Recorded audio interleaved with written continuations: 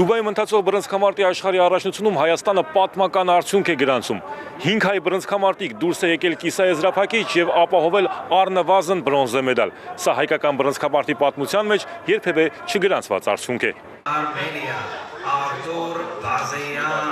Մեծահասակների աշխարհի առաջնությունում երբևէ Հայաստանը կիսաեզրափակիչի 5 ուղեգիր եւ 5 մեդալ չէր ապահովել։ Ընդ որում դեպի մեդալ տանող ճանապարհին մեր մարզիկները հաղթում են բռնցքամարտում հարուստ պատմություն ունեցող երկրների ներկայացուցիչների, այդ թվում Կուբայի եւ Ղազախստանի բռնցքամարտիկներին։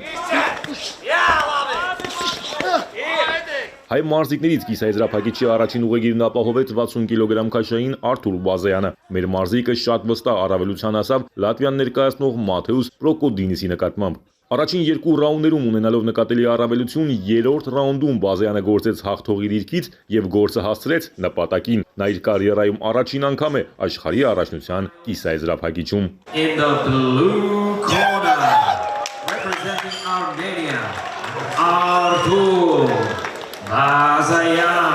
Վերջին լուրջ մեդալս 23 թվին է եղել Եվրոպայի պրիզիոր, բավականին ծանր աշխատանք եմ արել եւ այսօրով հասա հաջողության, բայց սրանով չեն սահմանափակում, գնալու եմ առաջ։ Կարևորը մեդալը կա, բայց շարժվելու ենք առաջ։ Կարելի ասել մրցակցից մի ձեռքով հաղթեցիր։ Հա,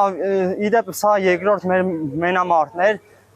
Մի անգամ հանդիպել ենք 23 թվականին, այս երկրորդն էր, բայց հաջողվեց ավելի հեշտ այս անգամ կրել։ Թե ֆիզիկապես, թե հոգեպես լավ պատրաստված էի եւ ծանր աշխատանք էի տարել, շատ լավ պատրաստվել էի այս մրցաշարին։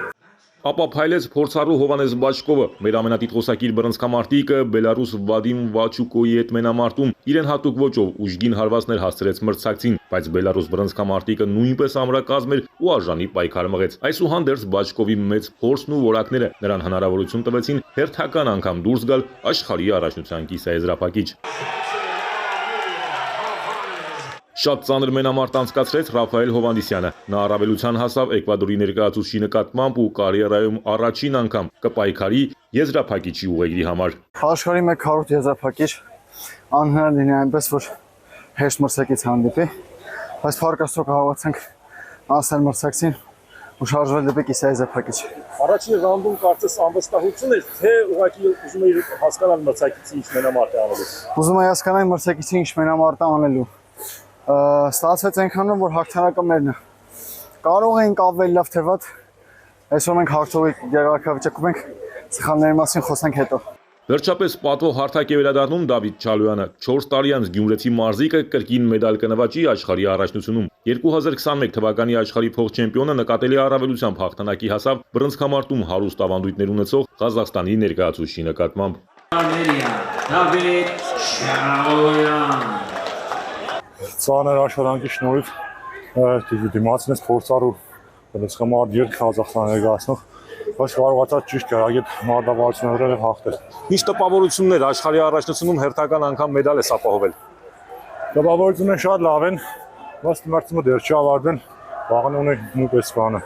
Ծանր մենամարտ է սպասում։ Փորձել ենք ամեն ինչ անել հաղթանակի համար։ Իր հնարավորություններից մեկ քայլ բարձր ցատկեց Ռուդոլֆ Գարբոյանը։ Առաջին ռաունդում զիջելով կուբացի մրցակցին, երկրորդ ու երրորդ ռաունդներում մեր մարզիկը հավաքվեց ու հաղթանակի նժարը թեքեց իր կողմը։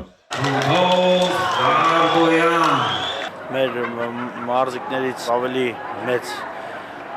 սպասումներ ունենք եւ սպասում ենք իհարկե որ եզրափակիչում մասնակից քիչ է որ հաղթող կարանք ունենանք եւ ուզեմ նշեմ, որ մեր տղաները լավ պատրաստ են, 5 մասնակից կիսաեզրափակիչում իրոք լավ արդյունք է ու սպասում ենք, որ ռասօգնությամբ ավելի լավ արդյունք կլինի։ Հայաստանն այն քիչ երկրներից է, որն աշխարհի առաջնության կիսաեզրափակիչում ունի 1-ից ավելի մասնակից։ Արամ Մանուկյան, Էպիկենտրոն, Դուբայ։